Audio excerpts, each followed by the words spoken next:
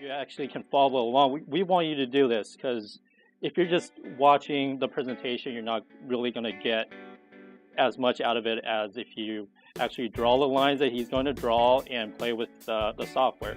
Now, our in-studio audience is going to have a little problem because they don't have computers with them. But for those of you watching it on our website or online, go to this address and download the Thinkorswim app. You know, it's totally free. It's actually the only one that's totally free. That's why we're choosing it. And it allows you to practice with fake money as much as you want. A lot of the software, they'll give you limits or it's not realistic. Thinkorswim is actually the app for TD Ameritrade, which I'm sure most or everybody has heard of. And when you're on TD Ameritrade, this is the exact same software that you use. So when you're practicing with fake money until you get really comfortable with the app and how everything clicks. You're not afraid of clicking the wrong thing and losing money. And then when you're ready to make an actual trade or make an actual investment, you can switch on to the real money mode and it'll be exactly the same, so you won't freak out. Just a disclaimer, just so everybody worries about signing up for a broker's account and having to put in deposits of a certain amount. There's no limits. That's why we're choosing this software, because anybody, even kids, if your parents consent, can sign up. You don't have to deposit anything, and there's no maintenance fees, and you can use it as much as you want. So practice with what we're going to teach you here tonight. And it works for Windows, Macs, iPhones, iPads, Android, everything. Once you download the Thinkorswim app, fire it up, and you'll see that there's a live trading mode, and then there's a paper money mode. Paper money is a fake money, okay? So just log in.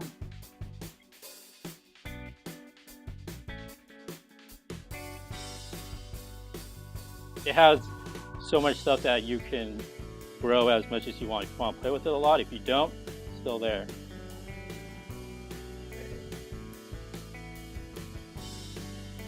Close the pop-up window. Before you start, make sure you're on paper money mode so you don't risk any of your real money when you're practicing. But what we're going to do is focus on the charts in the next section. When you log into Thinkorswim, a lot of times you'll start in the monitor right here. But just switch over up here to the charts and ignore everything else. Now, what does the charts tell you? The charts tell you the price of whichever stock symbol you've entered in here. What you're looking at here is the chart of the S&P 500 index. Each point that is plotted is for 1 week. So that's what on charts we call a weekly chart. It's just how much time is covered with each point. You can drag the cursor and zoom in from, beginning of 2000, well, end of 2011 to 2000 to today. A weekly chart just means that each price point that is plotted on the chart represents 1 week. Well, how does it do that? Okay, so we can look at the bottom and see a date for this point, right? So it says April 8th. April 8th was a Monday. April 8th, 2013 was a Monday. Right under the stock symbol, they'll show you the date as well as other price information. The number after the C means the closing price, which just means that at the end of the week, so at the end of the week of April 8th, the stock market, the S&P 500, closed at 158.80 cents. Now, up in this top corner, you can change change it to a daily chart. Okay, so when you click that, you'll see each of these points that represents the price of that stock for that day.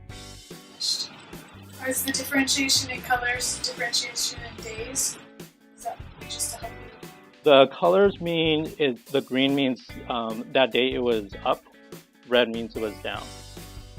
Okay, so a daily chart means it takes the last price of each day and plots it on the chart. For example, let's take this day right here. This is January 22nd of this year, 2014, and the market closed and reported this price. The following day, January 23rd, that day the stock market closed at 182. So you can just track along here and you'll see from one day to the next, if the following day is lower than the previous day, then you use a red line to connect it. And if from one day to the next, the market is higher, then you connect it with a green line. Same thing with the weekly chart. You connect if 1 week was higher than the previous week, you connect it with the green line. If 1 week was lower than the previous week, you connect it with the red line.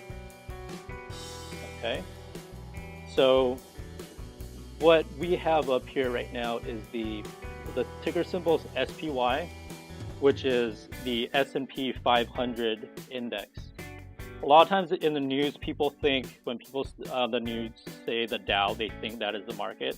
But actually professionals consider the S&P 500, which you can look up with SPY, as the market because it has 500 companies of the biggest US companies, whereas the Dow only has 30.